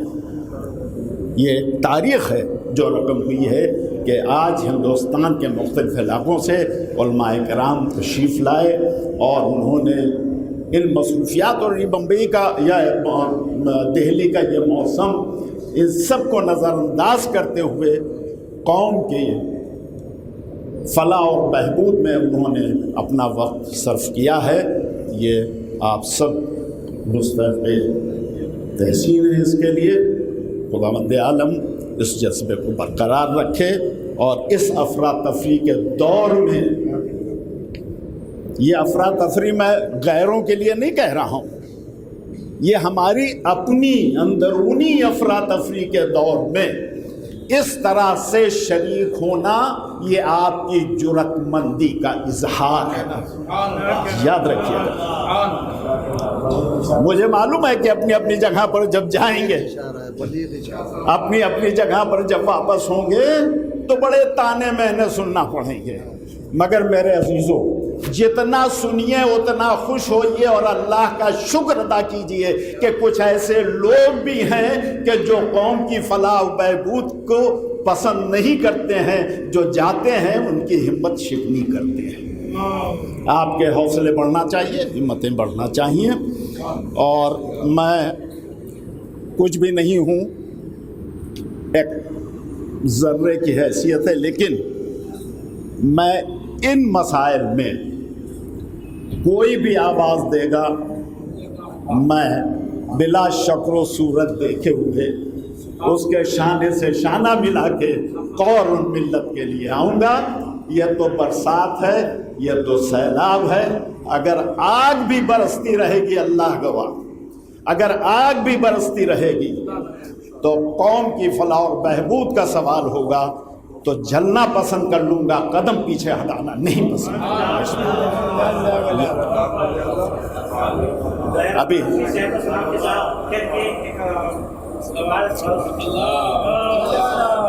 نہیں، ہمارے تمام علماء کی صحت و سلامتی، تمام شرکاء کانفرنس کی صحت و سلامتی کے لیے بآواز بلند ایک صلوات پڑھیں۔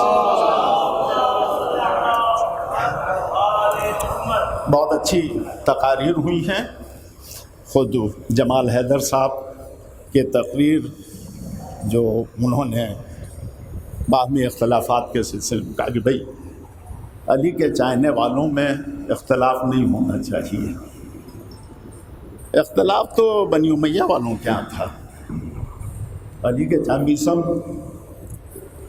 مقداد، ان لوگوں میں کوئی اختلاف تھا؟ علی کے چاہنے والے تھے۔ اور اگر ہو بھی جاتا ہے تو ذرا سا وسعت قلبی کا مظاہرہ کیجیے بھائی، ذرا سا دل کو بڑا کر لیجیے اور تھوڑا سا قوت برداشت کو بڑھا لیجیے۔ اگر ہم اپنی قوت برداشت کو بڑھا لیں تو انشاءاللہ ہمارے سارے مسائل حل ہو جائیں گے۔ بھائی ایسا کون سا مسئلہ ہے؟ پھر جناب اس کے بعد ڈاکٹر سلمان رضوی صاحب کی بھی بہت اچھی تقریر ہوئی اس سلسلے میں، نادر علی صاحب نے بھی بہترین تقریر، اور خاص کر علم پر، اور ہے بھی، ہونا بھی چاہیے، اسے ترجیح دینا چاہیے دوسری چیزوں پر۔ پھر اس کے بعد جناب مولانا فہیم ندوی صاحب شاید تشریف لے گئے، اچھی تقریر انہوں نے بھی فرمائی ہے۔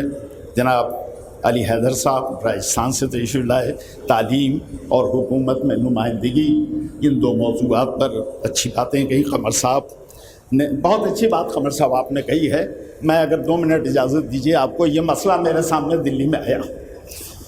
مسئلہ یہ ہے صاحب کہ ہمارے یہاں میقات جوفا ہے، ہم جدہ سے سیدھے مکہ نہیں جا سکتے ہے، یا ہم مدینے سے آ رہے ہیں تو مسجد شجرہ ہے۔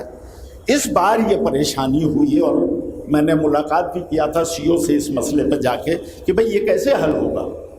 یہ ہمارے یہاں یہ ہے ہی نہیں کہ ہم جدہ سے یا یہیں سے احرام باندھ کے نکل جائیں اور صاحب پھر وہ جدہ اتریں اور جدہ سے ہم چلے جائیں۔ ہم نے کہا ہمارے یہاں تو یہ مسئلہ نہیں ہے، اس مسئلے کو بہت سنجیدگی سے، میں آپ کے ساتھ ہوں، جہاں ضرورت ہوگی بتائیے گا، اس میں ریپرزنٹیشن کرنا پڑے گا، اس مسئلے کو کرنا پڑے گا کہ بھئی ہم کو کھلی گاڑی اور میقات تک جانے کا بندوبست گورنمنٹ کرے، ہم نہیں کریں گے۔ گورنمنٹ جو حج کمیٹی کے تھرو جا رہے ہیں، ذریعے سے جا رہے ہیں، انہیں گورنمنٹ کو اس کو یہ کرنا ہے۔ یہ سوال کو انشاءاللہ اب یہ تو گزر گیا ہے، اگلی بار اس مسئلے کو کریں گے انشاءاللہ۔ یہ بہت اہم بات آپ نے کہی ہے، اور اس طرح سے پھر پروفیسر نیئر صاحب نے بہت اچھا مشورہ دیا۔ جناب کہاں گئے؟ चले गए। एक डायरेक्टरी उलमा की तैयार होनी चाहिए। कुछ इस पर काम हुआ था लेकिन बाद में वो रह गया, नहीं हो सका। लेकिन मेरा ख्याल है कि उस डायरेक्टरी का आपके पास है कुछ, बढ़ाइए। लेकिन यहाँ कम से कम 10-15% तो आपका मसला हल ही हो जाएगा। उलमा यहाँ तशरीफ़ फरमाएं, उनके नाम और मोबाइल नंबर और जिनके पास क्या कहते हैं ईमेल वगैरह हो उसे आप ले लीजिए। और उसके बाद भाई मौलाना गज़नफ़र अब्बास साहब तुलसी की बेहतरीन तकरीर और 2 सवाल जो तशनाई रहेंगे मेरे भाई, वो जल्दी हल होने वाले नहीं हैं। हाँ अगली वाली कॉन्फ्रेंस में मिलेगा उसका जवाब। हाँ, अगली वाली कॉन्फ्रेंस में मिलेगा, या मेंबराने कॉन्फ्रेंस हर एक की मजलिस में बैठे और देखे कि कोई अखबारियत की बात तो नहीं कर रहा है। तो बहरहाल नहीं, अच्छा है। और दूसरी बात ये फरमाया कि भाई कब्रिस्तान न बनने देना। आप लोगों ने अगर एक चीज़ गौर की हो, जो मैं सोच रहा था कि ये नहीं कहा कि हम कब्रिस्तान में बैठे हैं, ये कहा कि कॉन्फ्रेंस को कब्रिस्तान न बनने दीजिएगा। इसका मतलब जो आए हैं वो जिंदा हैं, वो जिंदा है जो आए हुए हैं। और इंशाअल्लाह सबका साथ रहा तो ये कब्रिस्तान नहीं बनेगा और ना ही तफरीगाह बनेगी, बल्कि ऐसा होगा कि सीरत का एक चमन तैयार किया जाएगा कि जिसमें बेहतरीन गुल खिलें और फिर वहाँ बैठकर और मिल के काम का हल किया जाए। उसके बाद जनाब ज़फ़रुल हसन साहब तशरीफ़ फरमा हैं, आपने भी सुना। ज़फ़र जारचुई साहब, इन लोगों ने सब ने बहुत अच्छी बातें की हैं। इल्मी मसाइल का क्या हल होना चाहिए, तालीम की तरफ हमें कैसे बढ़ना चाहिए। अज़ीज़ान गिरामी, एक कारआमद गुफ्तगू रही है। हाँ भैया, कायद का मसला जो है वो शूरवी वाला भी मसला बहुत ज़रूरी है। मैं कहता हूँ कि भाई एक पर अगर एक का कलमा ना पढ़ सकें तो 2-3 मुश्तरक हों, उनका कलमा पढ़ लिया जाए। लेकिन ज़रूरी है। देखिए इसकी अफादियत से अजीब उम्मत मुसलमा का ये बहुत बड़ा अलमिया है। मैं आपसे कर रहा हूँ, मैं ये जानते हैं और जो लोग बॉम्बे जानते हैं कि मैं पहले सुन्नत हजरात के जलसों में भी अक्सर तो निज़ामत भी करना पड़ती है मुझे। ये मसला उम्मत मुसलमा के सामने है कि कायद उन्हें नहीं मिल रहा है, और अगर मिलता भी है तो वो लड्डू है, ये दरगाह वाला है, ये वहाबी है, इनके ये शिया है। एक दूसरे के पीछे खड़े होने को तैयार नहीं है। ये मसला बहुत अहम मसला है। लेकिन आप अहले बैत के चाहने वाले हैं, आप यहाँ ये मसला नहीं होना चाहिए। और ख़ास कर जो तकलीद करते हैं महाराजा कराम की, उनके यहाँ तो ये भी नहीं मसला, हमारा कायद तो मौजूद है।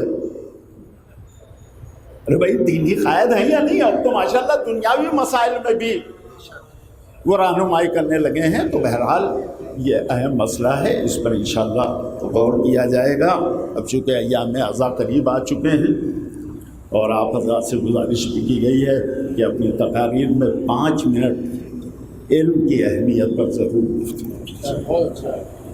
बहुत, और इंशाअल्लाह असर होगा, असर होगा। इसलिए कि जब इमाम के तवस्सुल से गुफ्तगू करेंगे तो यकीनन दिल पर उसका असर पड़ेगा।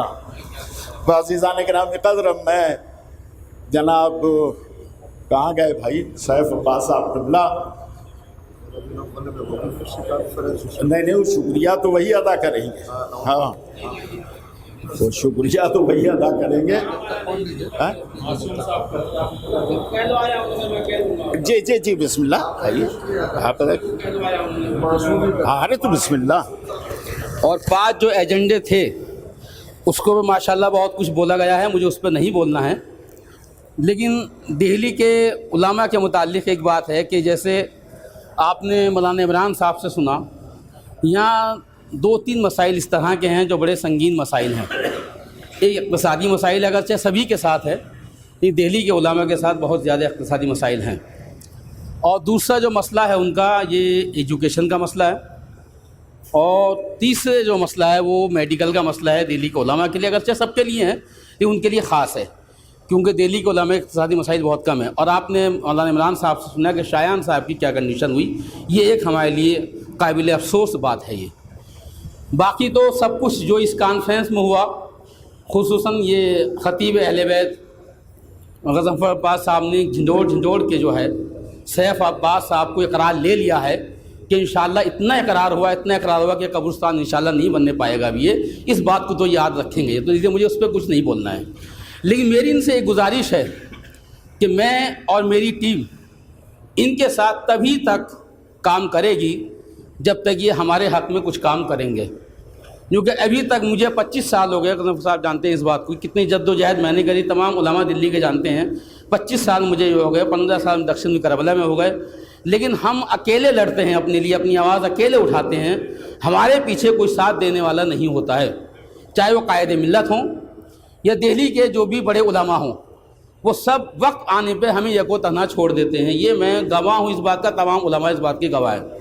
मेरी सैफ साहब से एक गुजारिश है, मैं इनसे ये वादा करता हूँ आज कि जिस तरह से हमने आज जद्दोजहद करके, और इनको ये पता है कि इतनी मुखालफत की वजह तमाम चीज़ें आप सुन चुके हैं, जितनी मुखालफत के बावजूद हम लोगों ने इनका साथ दिया है, अगर उसके बावजूद भी अगर हम ये तन्हा छोड़ के चले जाएंगे तो शायद हम फिर किसी का इंशाअल्लाह साथ ना दे सकेंगे। तो मेरी सैफ साहब से गुजारिश ये है कि जो हमारे मसाइल हैं वो कम से कम अगर हल ना कर सके तो कम से कम हमारा दुखड़ा सुन लें, ताकि आंसू पहुँचने के लिए रुमाल तो उनके पास मौजूद होना चाहिए। बस मेरी यही तमाम उलमा से गुजारिश है। मैं शुक्रिया अदा करता हूँ तमाम आगे सैफ साहब की तरफ से भी और तमाम उलमा का, खुसूसन दिल्ली के उलमा का, कि हमारी नईफ आवाज़ पर मौलाना सैफ अब्बास की हमारी आवाज़ पर लब्बैक कहते हुए ये आए। लेकिन मेरी इनसे फिर दोबारा यही गुजारिश है कि जो मसाइल हमारे हैं, मेरी इनसे 2-3 मीटिंगें हो चुकी हैं, बस मेरी आखिरी बात, मुझे एजेंडे में कुछ नहीं बोलना है। हमारी 2-3 मीटिंगें इनसे हो चुकी हैं, तो उसमें हमने इनसे यही वादा लिया है कि आप इंशाअल्लाह उलमा के साथ मिलकर काम करेंगे और जो हमारे मसाइल हैं उसको आप सुनेंगे और अपनी परेशानियां हमें बताएंगे और हम अपनी परेशानी इनके सामने पेश करेंगे। इंशाअल्लाह मिलजुल के जो ये मसाइल होंगे उसको हम हल करेंगे।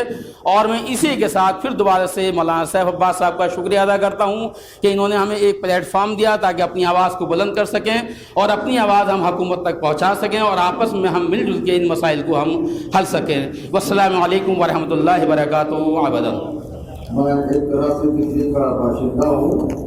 मैं सबकी तरफ से खुद सैफ अब्बास साहब का शुक्रिया इसलिए अदा कर रहा हूँ कि जो काम दिल्ली वाले उलमा को करना चाहिए था वो लखनऊ से आकर जनाब सैफ अब्बास साहब, ये हम दिल्ली के उलमा को ये काम करना था, लेकिन उनका हमारी आवाज़ में किफ़ायती एक चीज़ है। तो और एक गुजारिश और आपसे करना चाहता हूँ कि जनाब शरीफ काजिम साहब जो पटना में गिरफ्तार हुए थे उनको छुड़वाने के लिए धरने हुए, ये हुआ बहुत अच्छा होना चाहिए। लेकिन अभी फ़िलहाल मौलाना शरीफ हुसैनी साहब उसी परेशानी से दो चार है। मैं उलमा से कहना चाहता हूँ और उन लोगों से जो पहले से धरने करते चले आए थे उनके लिए भी कुछ सोचे। वो भी हमारी सिर्फ के आलिम दीन है, मौलाना कैसर साहब के बेटे हैं, मौलाना ज़फ़र हसन साहब किबला बाद में जवानिया के वो नवासे हैं, मौलाना शरीफ हसन साहब उनके साथ उन पर FIR है। शरीफ हुसैन साहब कहते FIR हमारे शरीफ हुसैनी भाई को कह रहा हूँ कि ये तो हो चुका। आप यानी अब इतने बेखबर है कि अपने प्रोसेस का हमें पता नहीं, बताइए क्या होगा। उनको वो कहते यार वसीम मधुर के वसीम काफी ही ने कराए। उन्होंने आयतुल्लाह महाराज किराम का फतवा बयान किया था, उसके अगेंस्ट में FIR कराई उनको अंदर कराऊंगा कि उनके खिलाफ बड़ी सख्त FIR है। यदि शरीफ कानून के लिए शरीफ कानून तो पटना में थे, वहाँ के तो सबको तब तो अच्छा किया, वो भी और बेचारे रहे, लेकिन दिल्ली के अमल कहाँ है? दिल्ली के उलमा یہ دوہرا جو معاملہ یہ نہیں ہونا چاہیے. کل بھی جواد صاحب کا پتلا جلا, کس نے جلایا, کیا جلایا, غلط کیا, بہت غلط کیا. 13 سال پہلے سارے نکل کے آ گئے. خامنئی صاحب کا پتلا جلا بہتر پتھر پر, آج وہ لوگ نکل گئے. کیا خامنئی صاحب کبھی جواد صاحب سے چھوڑتے ہیں؟ کیوں نہیں آئے لوگ؟ خامنئی صاحب کا پتلا جلا, دلی کے رائٹ کے لیے بولے, کوئی نہیں آیا. تو بات کو چلو سب کے ساتھ. یہ ساری چیزیں بھی ہونا چاہیے تو ہو, ہمدردی سب کے ساتھ ہو, احتجاج ہو تو ایک جیسے سب کے ساتھ ہو.